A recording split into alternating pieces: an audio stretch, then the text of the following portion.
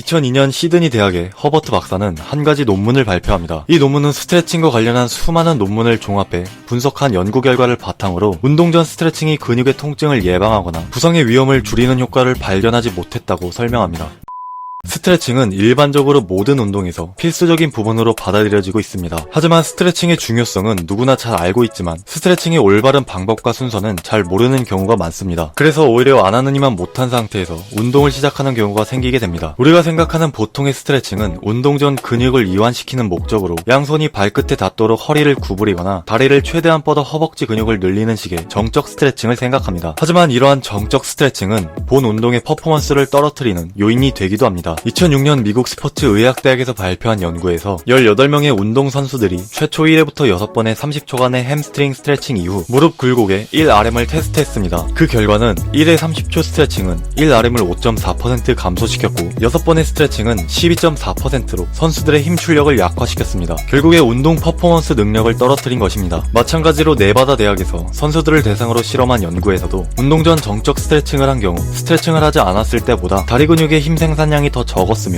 스트레칭 해당 부위의 근력을 30% 정도 감소시키는 결과를 보였습니다. 지난 20년간의 연구 논문들은 운동 전 정적 스트레칭이 부상과 통증의 예방이나 운동 수행 능력의 향상을 가져오기보다 본 운동의 퍼포먼스를 떨어뜨리고 오히려 부상 위험이 높아지는 역효과가 일어날 수 있다고 보는데 일치합니다. 그렇다면 왜 운동 전 정적 스트레칭은 운동의 효과를 떨어뜨리는 걸까요? 스트렝스 컨디셔닝 저널에 발표된 한 연구에서는 운동 전 정적 스트레칭이 근육 조직의 신경을 손상시킬 수 있기 때문이라고 설명합니다. 마찬가지로 운동 생리학자 맥컥 박사도 정적 스트레칭이 신경근의 억제 반응으로 나타날 수 있기 때문에 오히려 스트레칭 후에 근육이 긴장하여 평소보다 덜 반응하게 된다고 설명하며 이러한 효과는 스트레칭 후 30분 동안 약화된 상태로 나타난다고 설명합니다. 이를 신장 반사라고 하는데 근육과 힘줄의 신경이 급격히 늘어나게 되면 근육이 끊어지는 것을 방지하기 위해 일종의 제어를 통해 근육의 가동 범위에 제한이 걸리게 됩니다. 그렇다면 이제는 운동 전 올바른 스트레칭 방법에 대해서 알아보도록 하겠습니다. NSCA 기준에 따르면 운동 전 스트레칭의 초점은 운동 수행 능력을 향상시키는 것을 목표로 설계돼야 합니다. 이때 퍼포먼스 향상을 위한 스트레칭에는 두 가지 요인이 중요합니다. 첫째는 몸을 예열하는 것이고 둘째는 본 운동에 사용되는 관절의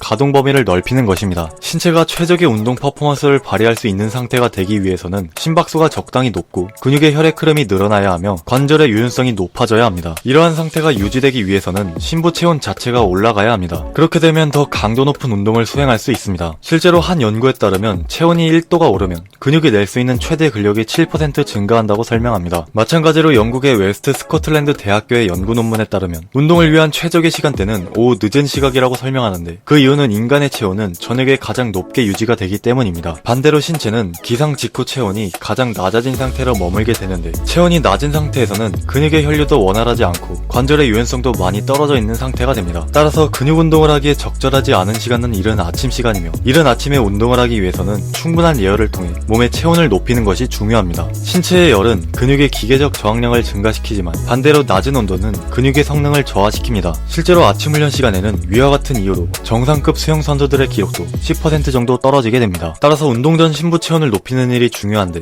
체온을 높이는 가장 간단한 방법은 가벼운 유산소 운동입니다. 헬스장에서 운동을 한다고 가정한다면 맨 처음 해야 할 일은 러닝머신에서 가볍게 몸을 예열시키는 것입니다. 하지만 요즘 같은 여름 날씨나 운동 시간이 늦은 저녁 시간이라면 이러한 예열 과정을 단축해도 상관없으며 운동 시간이 이른 아침이라면 러닝머신을 통해 몸을 예열할 수도 있지만 목욕이나 샤워를 통해 수동적으로 심부 체온을 높이는 방식으로 몸을 예열할 수도 있습니다. 그러고 나서 해야 할 일은 본인이 하려는 운동과 유사한 동작의 동적 스트레칭입니다. 흔히 웜업 세트를 통해 가동 범위를 최대로 늘리는 것도 동적 스트레칭에 포함할 수 있습니다. 중요한 점은 본 운동 중 사용할 수 있는 가동 범위보다 조금 더 역동적으로 몸을 움직임으로써 운동에 사용되는 관절의 가동 범위를 증가시키는 것이 핵심입니다. 사실 이러한 측면에서 가장 좋은 준비 운동은 국군 도수 체조입니다. 군대를 다녀온 분들이라면 아시겠지만 제대로 한번 하고 나면 숨쉬기 운동에서는 온몸에 땀이 나 있을 정도로 굉장히 역동적인 체조입니다. 또한 심부 체온을 높이는 동시에 몸의 가동 범위를 충분히 늘릴 수 있을 만큼 매우 효율적인 운동이라고 할 수 있습니다. 어찌됐든 몸이 충분히 예열된 상태라면